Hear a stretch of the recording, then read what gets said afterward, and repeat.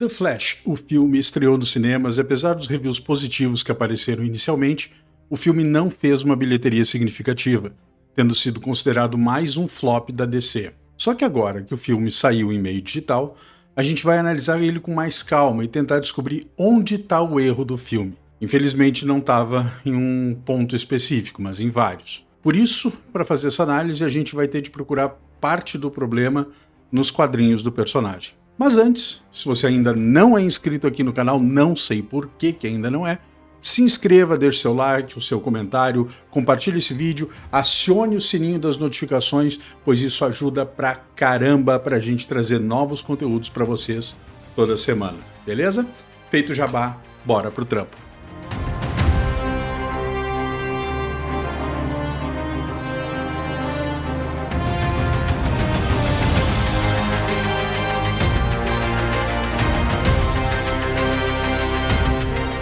Fala pessoas, eu sou o Gustavo e esse é o Barba Boobies. Eu sempre fui mais fã da DC do que da Marvel e nunca escondi isso. Da mesma forma, apesar de sempre gostar muito de Superman, Batman e Mulher Maravilha, sempre preferi a segunda trindade, Aquaman, Lanterna Verde e Flash. Quando anunciaram que iam fazer um filme do Flash lá em 2004, eu fiquei de orelha em pé, esperando alguma notícia, e aí surgiu o Zack Snyder e a escolha do Ezra Miller para viver o personagem. Já não gostei. Mas eu tento ser justo. Eu precisava ver o filme primeiro, para só depois poder falar alguma coisa. Entra diretor, sai diretor, escolhe o roteiro, troca roteiro. O filme do Homem Mais Rápido do Mundo foi provavelmente o que teve a produção mais zoada e mais lenta da história.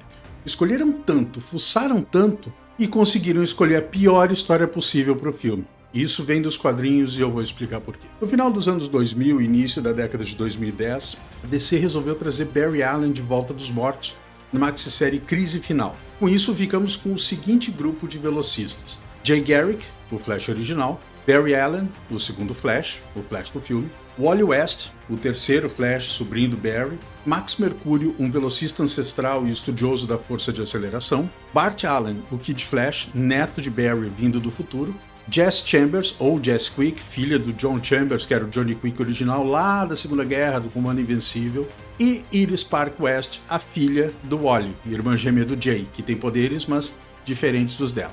Uma coisa que nunca é dita e que só quem lê os quadrinhos sabe é que o Flash é um dos personagens mais poderosos da DC Comics. Não só pela velocidade, mas pelo que ele pode fazer com ela. Wally foi o Flash desde 1985 e de lá pra cá tem sido protagonista de muitas histórias espetaculares. Isso nos leva até 2010, quando Dan Didio e Jim Lee, os publishers da DC Comics, resolveram que tinham que recriar a editora para uma nova geração e com isso fizeram uma das piores coisas que poderiam ter feito para os leitores. Criaram uma história que começa e termina com amargura e desrespeito a tudo que havia sido feito antes. Estou falando de Flashpoint, ou, como ficou conhecido no Brasil, Ponto de Ignição. Embora eu considere o Jim Lee, um dos melhores desenhistas de sua geração, essa foi possivelmente a pior ideia que ele já teve na vida. Pior que isso, só misturar Pepsi com Coca. Não vai dar certo. Nessa série, o Flash volta no tempo para salvar a vida da mãe e acaba criando um universo distópico e em guerra, onde Aquaman e Mulher Maravilha são inimigos mortais, Superman foi encontrado pelo governo americano e é mantido em uma instalação secreta privado de energia solar e, consequentemente, dos seus poderes, Bruce Wayne cantou para subir, está morto, e em seu lugar, seu pai, Thomas, se torna o Batman. Para piorar, o Barry está sem poderes. Tem jeito de ficar pior? Ele luta muito, mas no final da série, aquele universo supostamente deixa de existir e, ao retornar para o nosso, ele vem para uma versão completamente diferente. Embora contenha elementos do universo anterior, a DC Comics chamou essa nova fase de Os Novos 52. Tirando algumas poucas coisas dessa época, por exemplo, o Aquaman do Geoff Johns do Ivan Reis, ou alguns arcos do Batman do Scott Snyder e do Greg Capullo, pouquíssima coisa se salvou dessa fase. A esperança, que era um dos pilares da DC, escorreu pelo ralo. No lugar dela, personagens cínicos, violentos e desinteressantes infestaram as páginas dos quadrinhos. Eu, que era leitor desde antes de Crise nas Infinitas Terras, de 85, vi aquilo horrorizado. Personagens excepcionalmente queridos pelo público como Wally West e Dana Troy simplesmente foram limados do universo, como se nunca tivessem existido. Outros, como Kid Flash e Superman, foram tão modificados que eram praticamente irreconhecíveis. Como era de se esperar, Depois que a novidade passou, as vendas despencaram. A DC viu que a coisa não estava legal e resolveram começar a mudar esse panorama. Mas o fato é que o que começa com Flashpoint, que tem um início esperançoso e um final horroroso na sequência, acaba criando um universo sem esperança. E é aqui que a gente volta a falar do filme do Flash. Para facilitar o entendimento dessa análise, a gente vai dividir em roteiro, direção, trilha sonora, efeitos e elenco. Então tá, vamos começar pelo roteiro. Não tem muito o que dizer. A escolha da história a adaptar foi de uma pobreza imensa. O Flash, assim como o Lanterna Verde, é um personagem com tantas histórias boas que poderiam ter sido aproveitadas e que, francamente, eu não sei o que os executivos da Warner tinham na cabeça para deixar esse filme acontecer do jeito que aconteceu. Na época do lançamento, eu lembro de ter gente falando que o primeiro e o segundo arco eram muito bons, mas o terceiro acto foi muito fraco. Isso aconteceu porque a história original, Flashpoint, também tem um final zoado. Sem nada de explicação, com o Flash voltando para o universo dele, mas com tudo mudado, e ele achando isso a coisa mais normal do mundo. Vai ter gente me xingando, dizendo que Flashpoint foi sensacional, que foi maravilhoso, que não sei o quê. Querido, quem diz isso nunca leu Velocidade Terminal, Futuro Relâmpago ou Ano 1, para citar só alguns arcos, tá? Vamos deixar isso em mente. A escolha de Flashpoint para adaptação teria sido muito melhor se os roteiristas do filme não tivessem medo ou preguiça e tivessem ousado dar um final melhor. Valeu aqueles câmbios no final? Valeu. Foram bem feitos? Mas nem ferrando. Vamos falar disso depois. Mas só aquelas aparições não foram o suficiente para salvar o final do filme. E já que a gente está falando do final do filme, vamos falar do começo. Batman usando armas de fogo? É sério isso? Pode isso, produção? O gênio que escreveu a cena da perseguição do Bat Affleck no início do filme nunca leu um gibi do Batman na vida. O cara tem trauma de arma de fogo, ele não usa arma de fogo. Isso é o básico do personagem e conseguiram deixar de fora do roteiro.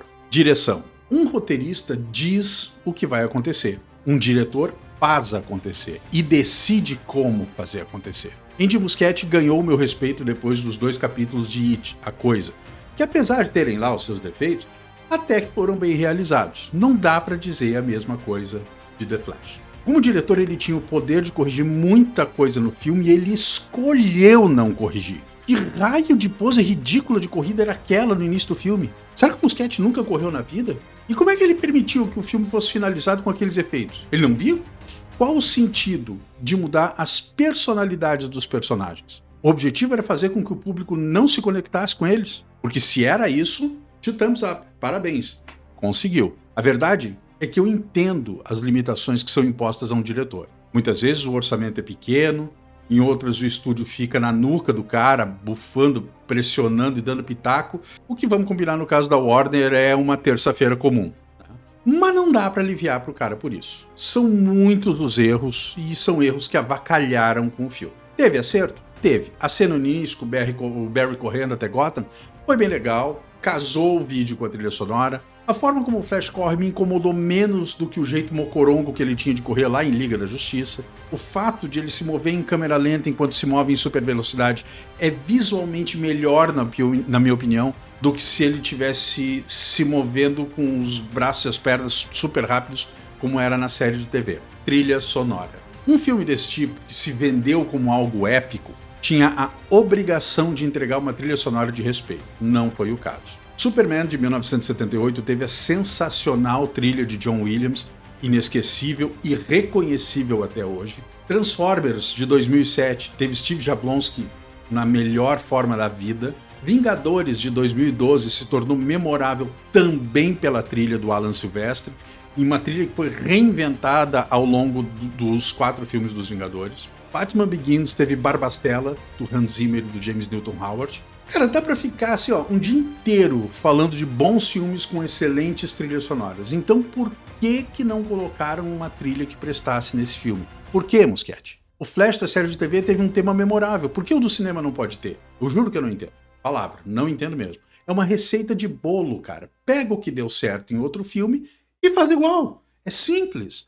Mas não, tinha que estragar até isso. Efeitos. Galera, aqui dá pra dizer que doeu. Num filme, digamos, do Batman ou do Demolidor, tu pode usar mais efeitos práticos, né? Tu não precisa usar tanto CGI. Um filme já como Flash ou um Superman, não tem como. Tu precisa de CGI, tu precisa de chroma key Eu entendo isso perfeitamente, então não vou criticar o uso dessas técnicas. Dito isso, eu preciso descer a lenha na porquice que foram os efeitos desse filme. Gente, palavra de honra, eu tento não criticar tanto.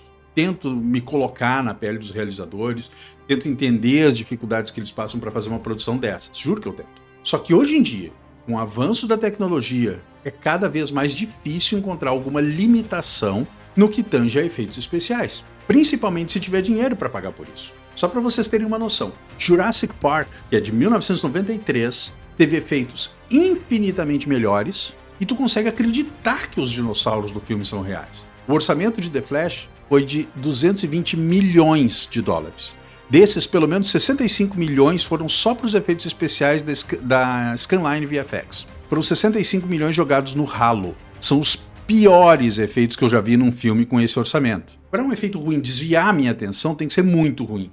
E aqui eu perdi a atenção o tempo todo no filme, porque os efeitos são terríveis. Tinha que ficar indo e voltando, indo e voltando. A cena do hospital é terrível. Se ao invés de fazer os bebês de CGI, tivesse usado aqueles Baby Newborn, sabe? Tinha ficado menos feio, tinha ficado menos na cara o tamanho da incompetência nos efeitos, tá?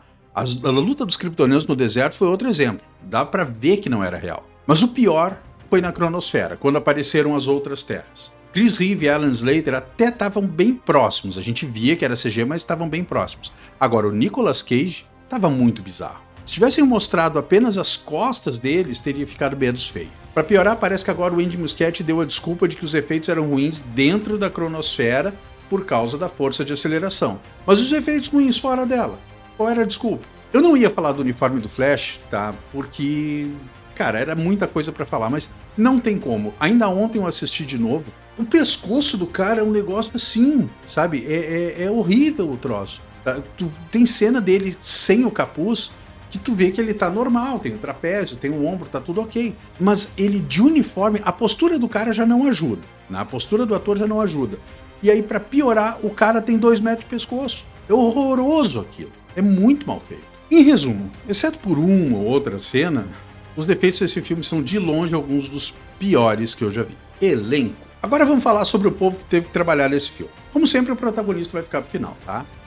Não vou falar do George Clooney ou do Jason Momoa, porque nem dá pra considerar, já que essas aparições foram mínimas, tá? Vamos lá. Saoirse Monica Jackson, acho que é assim que se pronuncia. Essa só entrou na minha lista de elenco pelo fato de ter o nome de uma personagem muito querida e conhecida do universo do Flash, mas não se assemelha em nada com a personalidade de Patty Spivot, além da cor do cabelo. Nem tinha que estar no filme, na minha opinião. Ben Affleck manteve o que fez como Batman Bruce Wayne até agora. Ao mesmo tempo que é o vigilante mascarado, ele é também o treinador que motiva. Sempre se fala muito do quanto Batman é preparado, e isso sempre é mostrado de uma forma meio arrogante no personagem, assim. Tipo, eu sei porque eu sou bom, eu sou Batman, blá blá blá. Sabe? Eu gosto de ver esse lado mais humano do personagem, né? E de todos os atores que já interpretaram o Batman, pra mim, o Affleck é o que entrega melhor esse aspecto. Sasha Cale. Ela nos apresentou aquilo que foi pedido dela. Muita gente não entendeu a personagem, dizendo que ela tinha apenas uma expressão facial. Kara Zor-El, gente, diferente do primo, Kal-El, veio pra Terra como uma adolescente, não um bebê. Imagina chegar num mundo muito mais primitivo que o teu, com os hormônios à flor da pele, afinal a criatura é uma adolescente, né? Ser mantida presa, né, longe da tua principal fonte de força. Naturalmente, quando tu te libertar, a tua reação vai ser a que ela teve no filme. Ela não tinha motivo para sorrir. Ela entregou muito mais interpretação em outros papéis que ela já fez. Aqui ela foi muito limitada pela pobreza do roteiro. Michael Keaton, não tem muito o que falar. Esse cara justificou os 12 milhões que recebeu para votar para o papel do morcego. Embora, na minha opinião, ele não lembrasse quase nada do personagem de 89. Mas foi bom ele ter voltado de qualquer forma. Kiersey Clemons. Se tivessem colocado a Candice Patton, a Iris da série The Flash, para reprisar o papel no filme, eu acho que teria sido melhor. Kiersey Clemons não teve chance de dar alguma profundidade à personagem. A Iris dela não faz absolutamente nada no filme. Tá ali simplesmente porque tem que estar. Além disso, no filme, ela e o Barry parecem ter feito faculdade na mesma época, o que é completamente diferente dos quadrinhos e acaba roubando da gente aquele aprofundamento orgânico que a personagem deveria ter tido. Maribel Verdú. Embora nos quadrinhos Barry Allen e sua família sejam oriundos do meio oeste dos Estados Unidos, no filme optaram por dar raízes latinas para a personagem. Vai entender. Sendo assim, Maribel Verdú entregou uma Nora Allen incrível e maternal. Uma mãe afetuosa e que, mesmo quando encontra um completo estranho num supermercado, consegue mostrar todo o sentimento que uma personagem assim precisa. Ezra Miller. Eu tenho que ser sincero, gente, eu nunca gostei do Ezra em outros papéis, não gostei dele agora. Eu não me refiro à pessoa, tá? Tô me referindo ao profissional. Nunca achei que ele fosse o grande ator que dizem que ele é, tá? Quando escolheram ele para o papel, eu só esperava que ele fosse competente no que fosse fazer.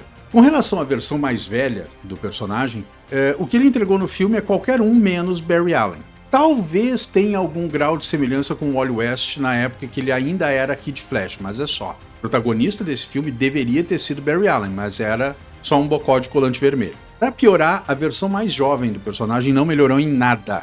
Nada. Se a versão mais velha era o Wally West em início de carreira, a versão mais jovem era Bart Allen, um bebê de colo que evoluiu anos em dias e, embora tivesse um corpo adulto, tinha a capacidade mental de uma criança. Me lembrou a Dakota Fanning em Guerra dos Mundos, de tão irritante. Uma criança que passa o filme inteiro gritando e outra criança que passa o filme inteiro torrando a paciência e forçando explicações. E para finalizar, aquela versão do Black Flash que não é nem parecida com as dos quadrinhos, sabe? Terminou de me decepcionar. Ali acabou o filme para mim. Caracterização mal feita, tão mal feita, que a gente só sabia que era esse o personagem se a gente lesse o roteiro. Senão não teria como saber. As minhas opiniões a respeito do Ezra são observáveis.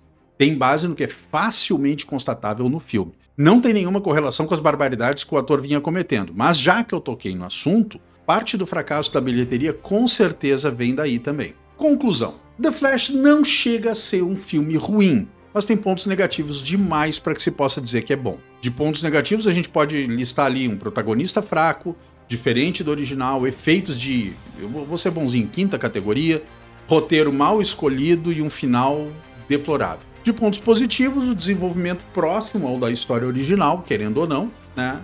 E foi legal de assistir o Flash finalmente ganhando um filme para chamar de seu. Não era o filme que a gente queria e nem fez jus ao personagem, mas já é um início. Nota 6,5 e sendo bonzinho. Mas é preciso que se diga, essa é a minha opinião, a minha impressão com relação ao filme. Eu recomendo fortemente que vocês assistam o filme e foquem no que agradar vocês. Se mesmo assim vocês não curtirem, me contem aqui embaixo nos comentários que eu quero saber, tá? E era isso, pessoas. Esse foi o vídeo de hoje, eu espero de coração que vocês tenham curtido.